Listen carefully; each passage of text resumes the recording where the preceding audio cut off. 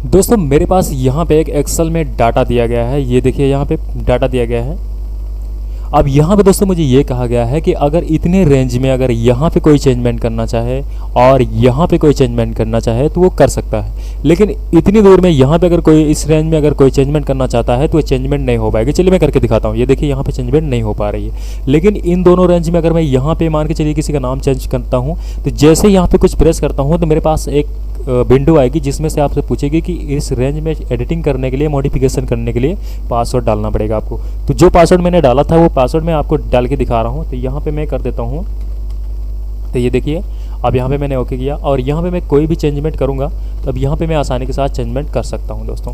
अब यहाँ पे भी वैसे भी यहाँ पे मैं अगर मैं कुछ करूँगा तो देखिए यहाँ पे चेंजमेंट कर पाऊँगा, लेकिन यहाँ पे अगर मैं कुछ कर रहा हूँ तो देखिए यहाँ पे चेंजमेंट नहीं कर पाएंगे और अदर भी सीट में कहीं भी कोई भी चेंजमेंट करेगा तो नहीं कर पाएगा। तो दोस्तों ये कैसे होगा, तो बहुत ही कमाल की ट्रिक है दोस्तों और बहुत आसानी के साथ इसको कर सकते हैं। तो इस वीडियो को लास्ट तक देखिए। इस वीडियो में आज की इस वीडियो में आपको बताऊंगा दो ट्रिक ऐसे पासवर्ड की जो आप दो तरीके से पासवर्ड लगा सकते हैं अपने किसी भी डाटा में।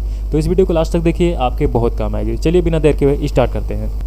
हेलो दोस्तों, आप देख रहे हैं अपना YouTube channel target digital India और मैं सतीश स्वागत करता हूं आप सभी का target digital India YouTube channel में। दोस्तों आज की इस वीडियो में जानेंगे पासवर्ड लगाने के दो तरीके, वो भी अलग अलग तरीके, कमाल के तरीके। चलिए दोस्तों, अब यहाँ पे रिक्वायरमेंट ये की गई है कि यहाँ पे बोला गया है मुझे कि ये दो रेंज में अगर कोई भी चेंजमेंट करना चाहे तो वो कर सकता है, और इधर यहाँ पे इतने रेंज में अगर कोई भी चेंजमेंट करना है तो कर सकता है, लेकिन अगर यहाँ पे कोई चेंजमेंट करता है इतनी रेंज में तो वो ना कर पाए। तो दोस्तों इसको कैसे करना है कि इतनी एरिया को मुझे लॉक करना है, इतनी पासवर्ड लगाना है, प्रोटेक्ट करना है, और इतनी एरिया को मुझे फ्री करना है। तो अब इसको हमें कैसे करना है तो चलिए बताते हैं। दोस्तों इसके लिए आपको जाना है एक्सेल, आप किसी भी वर्जन चला रहे हो आपको जाना है रिव्यू टैब में, आपको मिलता है एक्सेल में रिव्यू टैब, और रिव्यू टैब में आना है, एक ऑप्शन आपको मिलेगा अलाउ यूजर एडिट रेंज। तो अलाउ यूजर एडिट रेंज में आपको क्लिक कर देना है। क्लिक करने के बाद यहाँ पे एक विंडो आएगी। चलिए यहाँ पे एक बना था, मैं इसको डिलीट कर देता हूँ, आपको फिर से करके बताता हूँ। चलिए ओके कर देता हूँ। दोबारा से मैं जाता हूँ allow user to edit range पे क्लिक करूँगा और यहाँ पे एक ऑप्शन मिलेगा न्यू का, मैं न्यू पे क्लिक करूँगा। और न्यू पे क्लिक करने के बाद मुझे क्या करना होगा, अब यहाँ पे देखिए, चलिए मैं पहले सेलेक्ट कर लेता हूँ। चलिए इसको हटा देता हूँ। पहले यहाँ पे मुझे सेलेक्ट करना पड़ेगा, तो ये मैं यहाँ पे पूरा ये रेंज सेलेक्ट कर लेता हूँ। ये वाली रेंज यहाँ से ले लेता हूँ, ये रेंज मैंने सेलेक्ट कर लिया। और दूसरा रेंज यहाँ पे मुझे करना है, तो मैं कंट्रोल बटन दबा के रखूँगा, प्रेस करके रखूँगा, और यहाँ पे देखिए, चलिए यहाँ पे पहले मैं इसको सेलेक्ट कर लेता हूँ, उसके बाद कंट्रोल बटन प्रेस करके रखेंगे,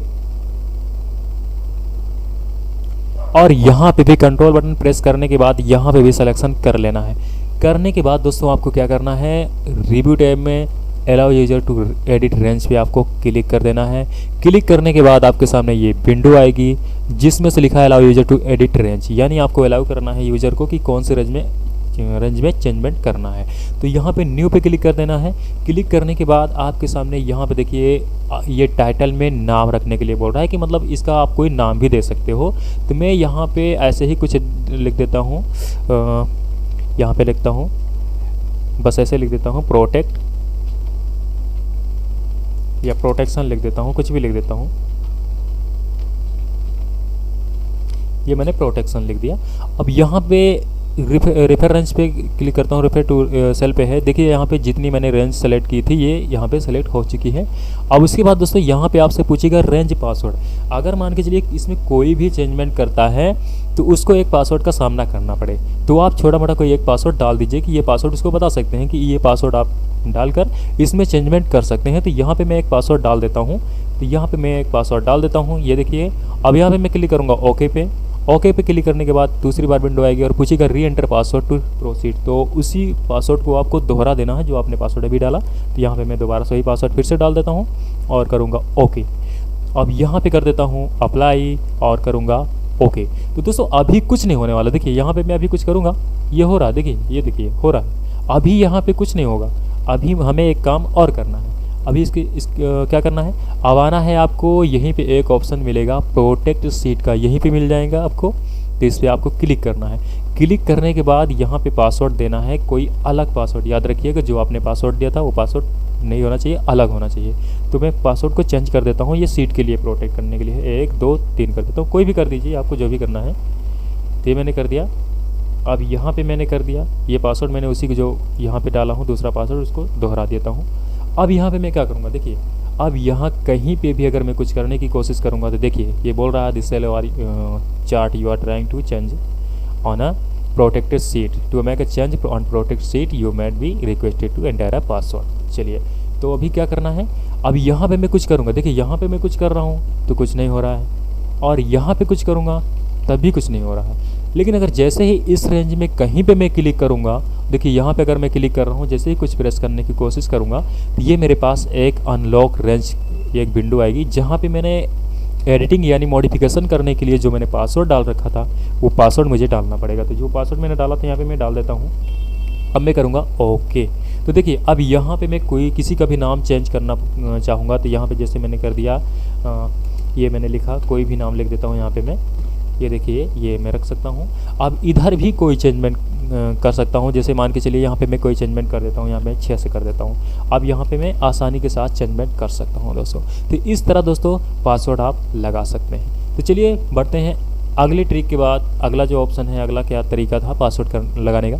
तो चलिए यहाँ पे मेरे पास एक डेटा है दोस्तों। अब यहाँ पे अब ये मुझे बोला गया है कि आपको सिर्फ इतने डाटा में लॉक लगाना है, बाकी में किसी भी कहीं पे कोई भी रेंज में चेंजमेंट करना, कोई भी चेंजमेंट करे किसी भी रेंज में तो वो कर सकता है। तो यहाँ पे इतने डाटा में लॉक होना चाहिए, बाकी कहीं पे भी कोई चेंजमेंट करना चाहे तो कर सकता है। तो ये कैसे करना है, इसके लिए दोस्तों आपको क्या करना है चलिए मैं बताते हैं।